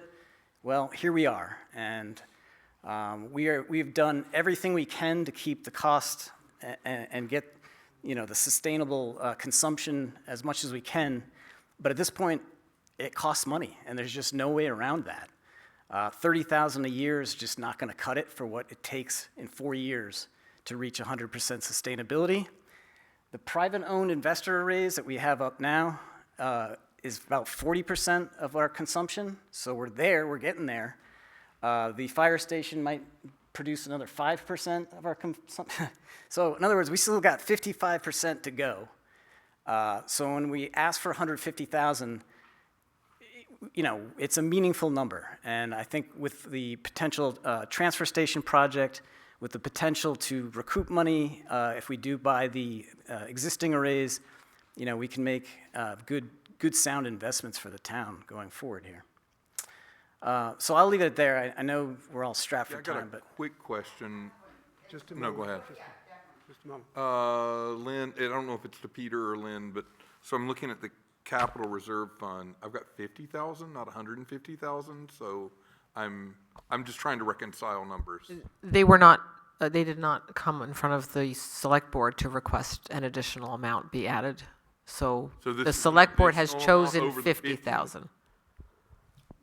We have $50,000 for 27, 50 for 28, 29, and 30 each. We are formally putting in a request for more than 50,000, 150. For 150, okay. Yes, that's our purpose tonight, to ask for additional funds. I just, again, I'd like to remind the committee to think about this not as an expense, but as a return on investment. So I think I'm going to help. I do recall, so your first investment when you kind of pitched this, if I recall, was kind of the same, and now you got the return within how many years? You already did the $250K, like a project that we invested in, and you're already getting The that investors paid for the first two arrays. The town didn't have to allocate any. It was a power purchase agreement. So we don't own those arrays. Those are owned by the investors. They put up all the money to build. We don't have more, so this is not an investor, we can't find more investors, is what you're saying? Correct. We've thought about that. We've tried that, but there's not enough large-scale quantity that we can interest Gotcha. in an investor deal like that to do that again, unfortunately. So now it's kind of time for us to, unfortunately, pony up to make it happen out of our town budget. If I can add quickly, the reason that we brought in outside investors in 2020 was because there was a 30% federal tax credit. We, as a municipality, we have no taxable income, so we were unable to get that 30% tax credit. The way to make the project affordable was by bringing in outside investors who had tax liability and could collect that tax credit. So since then, the playing field has changed, and now municipalities are eligible for what's called a direct pay rebate in lieu of the tax credit. So municipalities and nonprofits are no longer disadvantaged as they were under the old rules. And for that reason, it makes sense not to give away most of our savings to an outside investor just to get access to their tax liability. We want the town to get all the savings, and we do that by owning the solar arrays instead of going into these tripartite agreements with outside investors, which simply complicates things and reduces our savings potential. Question. Sure. You made a comment that we have a mandate. We do. It was voted in 2018 by the town to reach the 2030 sustainable goal for electricity and 2050 for heat. All right. So those by town vote could be modified to push that schedule out and the financial obligation associated with it. I understand why you... That's a fair point. That is a fair point. So, I would just say, though, environmentally, that those numbers are specific so that we don't burn up in 2045. that's not the point I know, I'm bringing and I'm up. talking- The point I'm bringing and up this is is to more about under- fiscal I'm- financial I'm- savings. I'm That's always interested- been our direction. Okay, so I'm just... Yep. I'm trying to explain the understand. 2030 and So 2050 goal, though, why I they are. got it. That's why I'm making the point. Rich, question to you. Has the select board been informed of this request? And has the select board reacted, if they have? My recollection, and I'm sorry, Peter, but my recollection is that the request I thought was 50,000, but there's a lot of numbers that we're hearing all the time, so I could be wrong in terms of what I recollect. But that's something that certainly I'd be willing to take up with the select board if there's been some sort of miscommunication or confusion about this issue. Yeah, what I'm trying to understand, and we as a committee are trying to ensure, is that we have complete information. We know what the select board has been asked, what they've approved, what they haven't, because we do reference that in terms of our determination of our budget as a committee. And secondly, we're thinking about these in the context of the whole budget and all the requests that are before the committee. So there's competing priorities, and we have to measure those priorities to the best of our ability, and all of them have merit. And I do want maybe on a separate item. Maybe you could give us a little more, but not now because we're going to run out of time, but you could follow up with us to give us a little more detail about the ROI associated with the respective projects. That would help, I think, because that's the revenue side of the picture that we're not getting I'm not getting a full appreciation for that right now. but exists. So if you could follow up with us on that, that would be really helpful, I think, to us. Sure thing, we'd be happy to do that. I don't know the timing of the request to the selectmen. It was our understanding that we should come to the budget committee first to put this request out for this coming, fiscal cycle before the request to the selectmen necessarily. We thought this was the first step, so that's why we're here tonight. Great. We crunched the numbers. This is what we thought was necessary for the next capital reserve. One of the things I find myself compelled to ask for also is just a little more, again, you're not going to be able to, I don't think you can provide this tonight, nor is it time, but a little more detail on the payback. So, 10-year windows, a little bit on the outside of what you'd be looking for, so like, and I think I heard you say that was, estimated payback, so I'm guessing there's a window in there. What is the window? Is it, are we windowing up? Are we windowing down? I'd just like before I gave even an opinion, I'd like to know a little bit more about that, and that's just where I stand. Yeah. So just real quick, that's one proposal is to buy back the existing investor-owned arrays, right?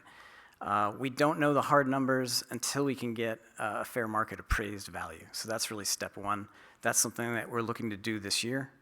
And then we can get you really a better understanding. Is it 10 years? Is it 11 years, 12 years, based on, the 28,000 a year that we've understand that we're paying to them under the PPP agreement. So, but it's still pretty tangible. Like even without that fair, it's real savings. It's not 30-year payback. One of those things where a couple of years can make a big difference too, though, when you're talking about. Okay, fair enough. The other opportunity, though, is also, at the highway department, the potential new highway department building and using the roof space there, hopefully it'll be oriented in the direction to help with the arrays. So we're also thinking that, this 150,000, we could be ready, if this building is going to be put up, that we can put another significant array panel up there. So that would be huge. So there's a lot of exciting opportunities on the horizon. We don't want to be, backpedaling later. We want to have funds in the reserve so that we're ready to go and put those up. It could also be factored perhaps into the budget of that building cost itself. That 100,000 is factored in for solar arrays for the roof.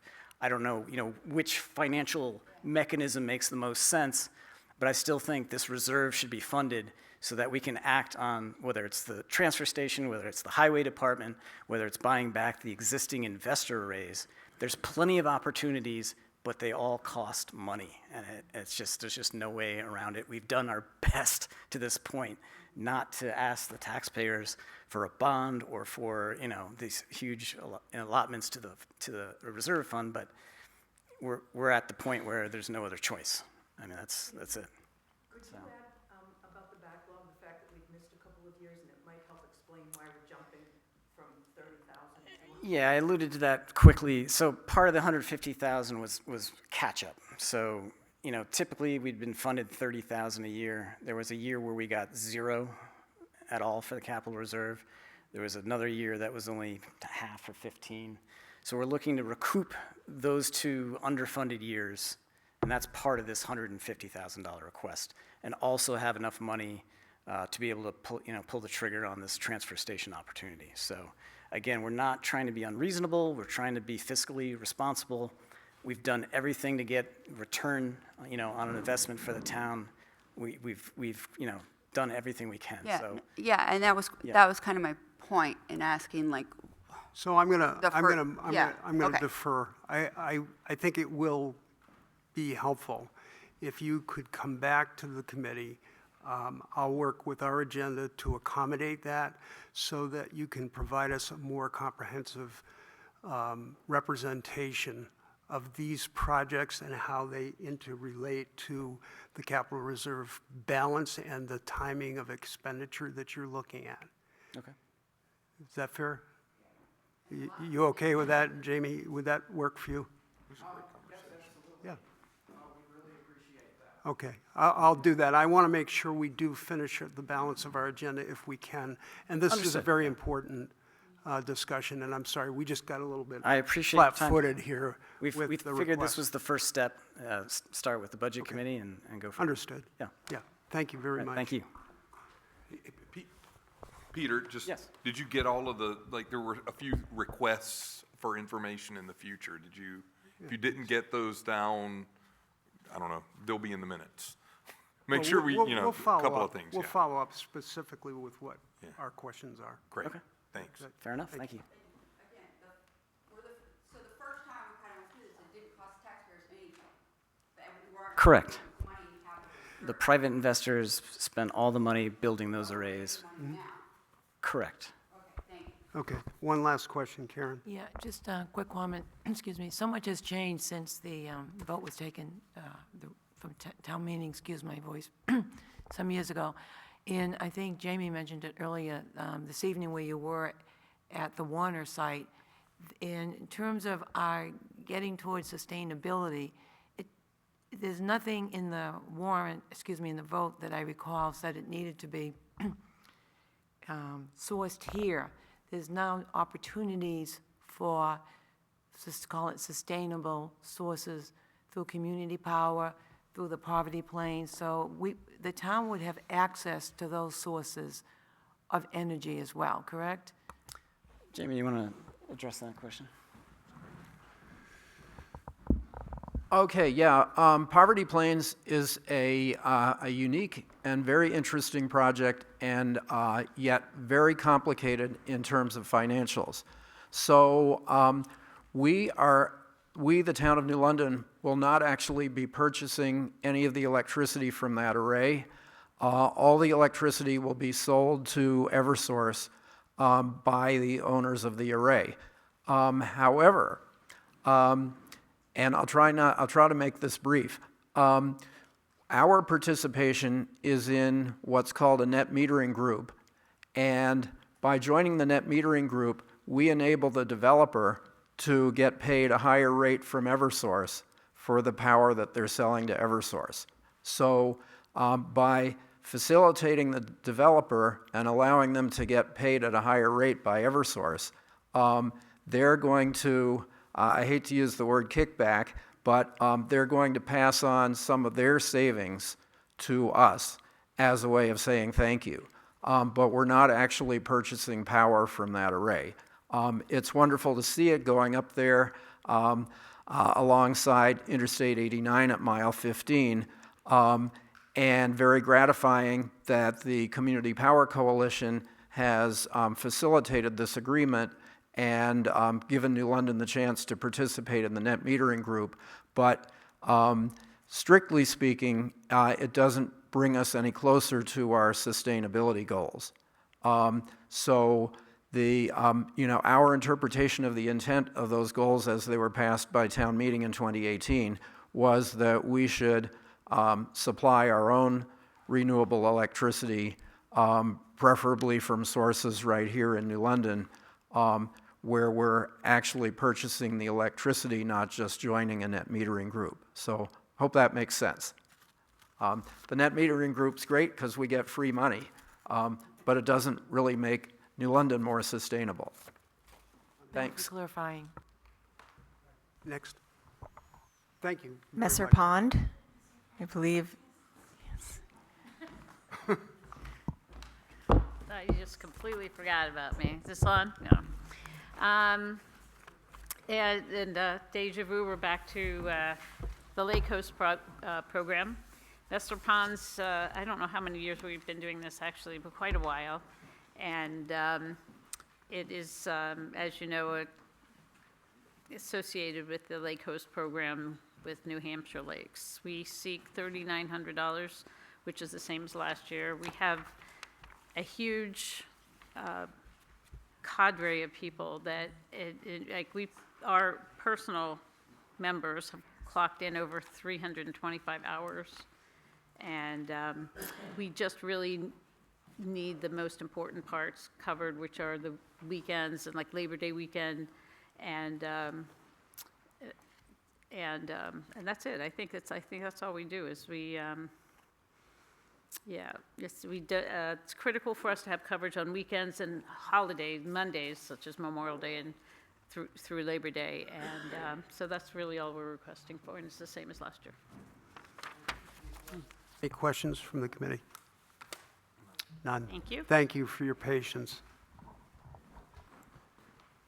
Beth Hayward from CAP, Community Action Program. It's all right, I told them we were at the same conference today, so you were probably on your way up. Hi, Beth. was actually in Long day. Tilton today, Oh my right before this, because it was the same night. So I asked to go last because I didn't want to be late, but I made it here in time. So thank you for being so flexible. And thank you very much to the town of New London, sorry, not Tilton, I'm in New London now, I know, right? For all the support. You guys have supported us for years, and we appreciate it so much. It's why we can have year-round resource centers, food pantries, because the federal funds received, they don't cover that. So we are very thankful. And this year, we're asking for $6,000, which is what we asked for last year. And the town of New London residents, we helped 131 residents, 32 households, 4,619 meals, and $108,743.73 worth of services. And for the second year, we are giving every town the full array of our services rather than just the specific ones our resource centers do, just so that each town understands like the magnitude of the services that we're providing. The only thing that's not included in here is public transportation, and that's because we don't count people. It's public. Anyone can get on and get off the bus. So that is not included in here, and not that there's a bus that comes to New London from Concord. Maybe someday, but currently not happening. So just wanted to say thank you and answer any questions you guys may have. Thank you very much. Any questions from the committee? None. Thank you. Thank you so much. You're welcome. Okay, the committees that are not represented this evening are Chamber of Commerce. They had asked for, I think historically, they have asked for $12,500. They asked for $15,000. This year, the select board brought it down to $12,500, and this is second or third year in a row that we have asked that they go out and ask other towns for money as well. So we have made that same request of them this year as well. And then the other, Archives, is not here, and they are level funded at, I want to say 7,000. Yeah, I want to say 7,000. And that's it. Charlie, if I may too, I just want to publicly, I apologize, Karen. Halloween has kind of been it was my thing. It was like I was really passionate about it, so I didn't mean to make a joke at your expense. And John Tilley did not avenge me, as I assumed he would. So I No apologize. offense taken. No, Thank but you. it's an excellent point. Thank you. Very good. Are we complete from your view? I don't think we are we? Public comment. Public comment. No, I welcome public comment. Please. My name's Larry Cloth, live in New London. I was listening to the Energy Committee because I read they did submit that they were 7-1 to vote to go to 150,000. And after listening to the last meeting or listening to the replay and listening to the fire department, listening to EMS, and it seemed to me that there's a need for people to get some things rather than investment, which is what they're asking for by going up to 150 grand. One of the things I would say is for firemen, for police who can earn designation, why not offer them to pay, but you have to be here 3 years or you owe us it back. But that's what I've seen done in things like that outside. So there might be a way to come up and address it to help the employees, which is what, I'm sorry, Richard's not here. Richard was talking about that specifically in the last meeting. And those kinds of things are tremendous. I think you can go to the town and say, we need to move it from 2030, our goal of 100%, not even our own power, because it sounds like we're giving investors money off it. It sounds like we want to create an investment with an uncertain return, which I don't think towns are supposed to do. I I mean, I know Massachusetts is doing a lot of that kind of stuff for their highways with private equity, but I don't think that's what someone our size should be looking out to do. And I think the town would understand, how about something for the employees, which I think you heard the other day when we were talking about it, because I think you were here at the meeting that I saw. So that was my idea. That's what I waited just to say, and I'm sorry they're not here. I'm not trying to say something against someone else that they've worked hard on. I just think I've said my piece. No, thank you for your comments. That was sort of the angle I was approaching it from as well. So it's contextual to the whole, especially. Pardon? Could you? I remember the end of the town meeting, it was really quick, and we were all like, yeah, sure. Who made that motion or warrant article? Respectfully. I don't know the history. It was a person. It was John Raby, yes. Okay, thank you. Okay. Having completed our agenda ahead of time, if there's no other business or items for the committee, do you have a comment? My last comment is, yes, I think we should maybe perhaps revisit that goal of discussion of the time, the year. I think Okay. what I'm taking away is, and then correct me if this is not stating it as you intend, Lindsay, is maybe we as a committee can make a recommendation that there's consideration given to moving the timeline and the related investment, which may require a warrant article to do so, if it was done by warrant, which I wasn't here, so I don't know.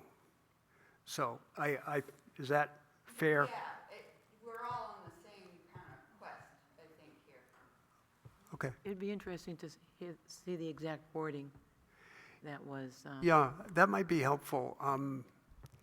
That would be in a town report.